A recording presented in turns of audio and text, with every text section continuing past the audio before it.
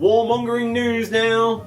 The Shadow Defence Minister and man who seemingly didn't read Donald Horne's The Lucky Country before invoking the phrase, the Lucky Country, Andrew Hastie, has called for Australia to develop and operate its own missiles, warning the era of the Lucky Country is over. See? I wasn't just making it up. Now, for non-Australian listeners, but also mostly for Australian listeners, as we don't actually know this, Donald Horne first coined the phrase the Lucky Country in 1964.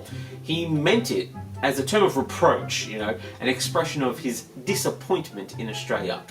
Horne argued that Australia was a lucky country run mainly by second-rate people who share its luck, which we then took as our national identity, going on to vote in second-rate people after second-rate people with a clear lack of innovation and ambition, accusing you, the people, as having an absence of interest in art, which, given the numbers at certain festival shows that aren't the most popular comedians in Australia, he may have nailed it on the head right there when he said that we weren't interested in art. Hey, prove me wrong! Prove me wrong. Come to my shows. Here is a particularly scathing quote. Australia lives on other people's ideas, and although its ordinary people are adaptable, most of its leaders, in all fields, so lack curiosity about the events that surround them that they are often taken by surprise. Oh, harsh, Horne, harsh, but fair. Here is Horne himself about the quote. When I invented the phrase in 1964 to describe Australia, I said, Australia is a lucky country run by second-rate people who share its luck. I didn't mean that it had a lot of material resources. I had in mind the idea of Australia as a British-derived society whose propensity in the great age of manufacturing came from the luck of its historical origins. In the lucky style, we have never earned our democracy. We simply went along with some British habits. A tradition we continue and honour to this day by mostly playing British-made comedy on ABC iView rather than innovating and investing in our own. But I digress. Back to Hastie. Hastie argued Australia needs greater deterrence given the very bleak strategic outlook, with a rising China displaying revisionist and expansionist ambitions. And if there's a country that knows the danger of unchecked expansionism, it's Australia. Well, it's Australia's indigenous population.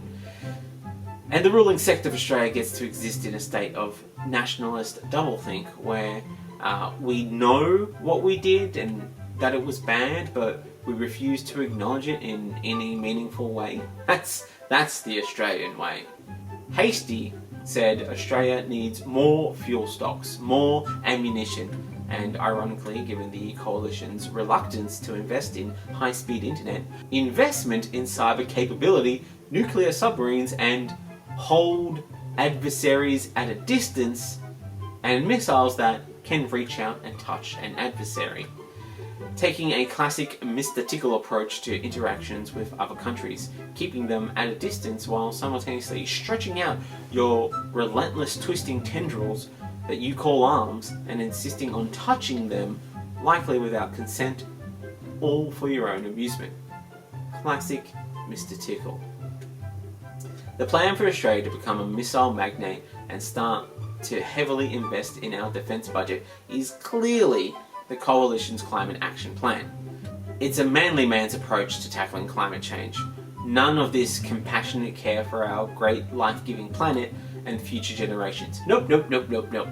Mankind is the biggest contributor to climate change, and if we build a bunch of missiles, then we can blow up a bunch of humanity, thus directly impacting climate change in a positive way. It is a simple plan, people.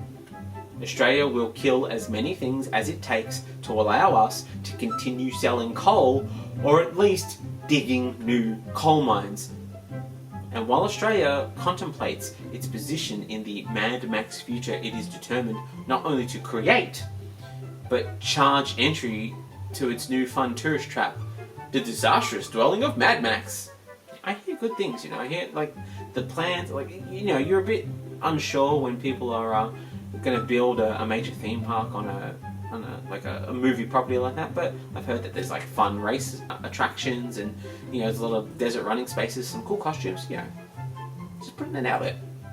But Australia could be a different, more modern kind of desert landscape as it transitions towards a new future. A future in responsible climate change action and creating a monopoly on a power source. Or, as Murray Shearer, Chair and Professor of Hydrogen and Alternative Energy at CQ University in Gladstone has said, we can be the equivalent of Saudi Arabia in clean energy. Now, Australia does have a tendency to fall in line and follow the examples of other countries, as we have just discussed.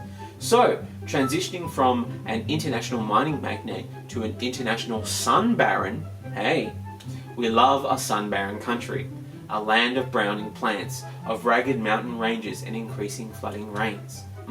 Poetry. Saudi Arabia is a strong model for Australia's future, as we love a monarchy in Australia, and we are keen to be under the reign of some sort of monarch. And Saudi Arabia has an absolute monarchy in which all legislative, executive, and judiciary power ultimately rests in the hands of the king, who is both head of state and head of government. And after recent revelations that Scott Morrison had secretly appointed himself to 5 simultaneous ministries while working as PM, well, turning increasing amounts of power to one member of parliament, that starts us down nicely on the road to becoming a nation of singularly focused absolute power. Australia's love affair with coal and fossil fuels, both at home and for exports, has made it the largest carbon emitter per capita in the developed world. So clearly, we already stand as the Saudi Arabia of coal production. So the shift to solar would keep us in good standing, as we could generate 5,000 exajoules of green energy, more than 8 times the current global demand. And as we accrue our new power, there would be none who could stop us. We'd expand our semi-Saudi traits into full-blown culture change, causing Pauline Hanson to have an existential crisis, because although she is fully in support of the actions of conservative white people, we are coming closer to the lifestyle of conservative brown people, her mortal enemies. Expansion for our new cultural identity could start with something that we are comfortable and familiar with, the torture and undignified treatment of whichever people we are othering this week. See, Saudi Arabia's criminal procedure code prohibits torture and undignified treatment, but much like an Australian soldier at war, the practice of torture and using torture to extract forced confessions of guilt would remain common, even expanding. A logical expansion from there would be our handling of migrants and refugees. The Saudis hold tens of thousands of African migrants in hellish conditions in detention centres. And we love a detention centre here in Australia, so much that Amnesty International and other international bodies have condemned us, both for mistreatment of minority groups and primarily refugees, though Indigenous people, and for a long time publicly and now mostly quietly on the fringes, LGBTQIA+ groups. See, we're doing it, Australia, we're doing it. These will be corrected accordingly as we consolidate the power of the sun and become more powerful. Now, we still have a ways to go in terms of matching Saudi Arabia in its treatment of journalists, as we haven't yet straight murdered one. But we are slowly murdering the art of objective journalism, and the unchecked consolidation of power by the Murdoch Empire means that we have begun the process of converting journalism into sort of a state propaganda.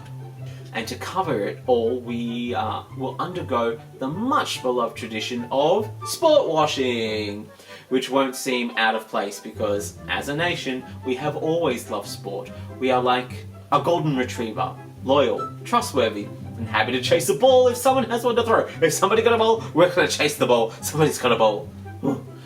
Don't scare me like that. Don't promise a ball and not deliver. Making the transition into a fully sports-washed nation of sun barons handling the world's source of power complete. Much like now, people mostly tolerate us at world events. We swan about doing what we like and making speeches to empty rooms full of pomp and ceremony, and come back home for a pat on the head asking others if they saw the sport that we did and are we good at it? Aren't we a good boy? Aren't we a good country? Yes we are! Yeah, we're a good sports country! Yes we are!